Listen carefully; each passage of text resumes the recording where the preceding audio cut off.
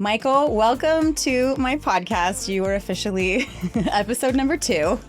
Thank you so much for having me. I feel so honored. Amazing. Yeah, I thought, having a mortgage broker on, you're a mortgage broker, we can get into how you started in that.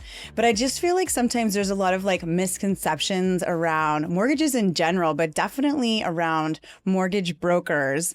Do you think that mortgage brokers had a bad rap, and is that kind of over? What do you think about that? Yeah, I definitely feel like they had a bad rap. And I used to think mortgage brokers had a bad rap before I became a mortgage broker. So a little bit about my history. I'm a former banker, and I got into banking when I was 18. I'm 37 now.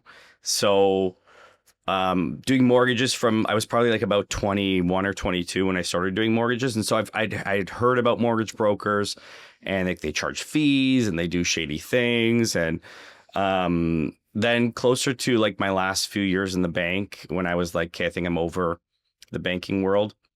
I started to see a lot of the benefits of mortgage brokers. And now that I'm in the mortgage broker world, I think a lot of those misconceptions are almost all gone. I still hear stories, but I don't do business like that. So, and you can get bad service and bad advice from people in the bank as well. Fact. And yeah.